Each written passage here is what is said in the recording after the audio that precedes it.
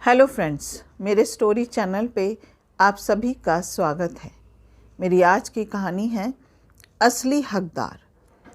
रंजन बाबू बिस्तर पर भीगी हुई पलकों को साफ करते हुए हर पल बस यही प्रार्थना करते रहते, ईश्वर उन्हें जल्दी से अपने पास बुला ले। लगभग 60 वर्ष पार कर चुके रंजन बाबू को कई बीमारियों ने धर दबोचा था।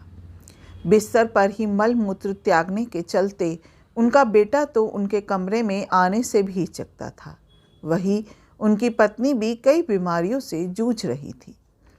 ऊपर से उम्र के चलते वह भी विवश थी। ऐसे में उनकी सेवा करने वाला उनका वर्षों पुराना सेवक बिरजू था।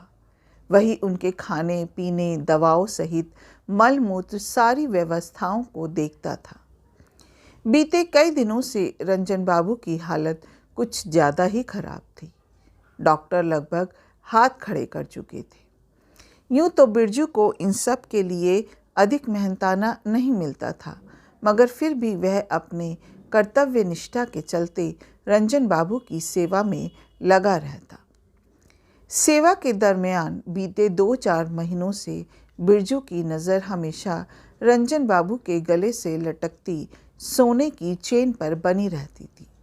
वह अक्सर सोचता था कि इतने वर्षों से सेठ जी की सेवा में है, अगर दया करके जीवन की अंतिम अवस्था में यह चेन वह उसे दे दे तो उसकी बेटी की शादी में उसे बहुत सहारा हो जाएगा। रंजन बाबू से बिरजू ने 1-2 बार बेटी की शादी और चेन के बाबत आरजू मिन्नत भी की थी, लेकिन उसकी बातें सुनकर रंजन बाबू चुप हो जाते या बात टाल जाते थे। लेकिन उस दिन दया करके सेठ ने बिरजू को स्वीकृति प्रदान कर दी कि वह चेन उसके गले से निकाल कर ले ले। उन्होंने कहा, बिरजू, मेरी जिंदगी का अब क्या भरोसा, जाने कब तू ये चेन निकाल ले। रंजन बाबू की आज्ञा से बिरजू ने उसके गले से जैसे ही चेन निकाली, उसी समय अचानक रंजन बाबू के बेटे दीपक ने आकर चेन उसके हाथ से छीन ली, यह कहते हुए कि एक असहाय मृत्युशैया पर पड़े आदमी के गले से चेन निकाल लेने का हक उसका नहीं बनता है। यह सरासर चोरी है। तुमने चोरी की है। अगर इस चेन पर किसी का असली हक है तो वो मेरा है, उनके बेटे का। बिरजू का सिर झुक गया।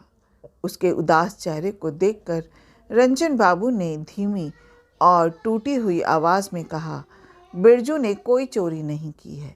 उसने मेरी बहुत सेवा की है। मैंने ये चेन उसे उपहार स्वरूप दी है। मेरे कहने पर ही इसने मेरे गले से चेन निकाली है। दीपक ने कहा, आप चुप ही रहिए तो अच्छा है। कुछ ही दिनों के मेहमान हैं। जल्द ही आप स्वर्गवासी होने वाले हैं। आपका अब इस घर में किसी भी चीज़ पर हक नहीं है। हम जो चाहेंगे वही होगा। अब आपका ठिकाना धरती पर नहीं, ऊपर है, और तुम्हारा ठिकाना इस घर के बाहर है। सुना तुमने? अभी ये चेन तुरंत बिरजू को दो। पता है, तुम्हारे जन्म के पहले से ही यह इंसान इस घर की सेवा में लगातार लगा हुआ है। मैंने तुम्हारी सारी बातें सुन ली है। जब तक सांस तब तक आस है। अपने पापा को स्वर्गवासी होने वाले हैं बताकर उनके जीने की इच्छा पर कुठाराघात कर रहे हो। शर्म कर नालायक। जब मालिक स्वयं अपनी मर्जी से बिरजू को उपहार स्वरूप चैन दे रहे हैं तो हम कौन होते हैं उनको रोकने वाले। ये सब चल अचल संपत्ति उन्हीं का अर्जित किया हुआ है, समझा? गुस्से में दीपक की माँ ने कहा। अपनी माँ का रौद्र रूप देखकर दीपक ने तुरंत चेन बिरजू को वापस लौटा दी। बिरजू ने एकटक भीगी हुई आंखें लिए मालकिन की और देखा तो वह रुलाई गले से बोली, बिरजू बेटा, इस चेन पर उसके असली हकदार का ही हक है और वो तू है बेटा, हमारा असली बेटा।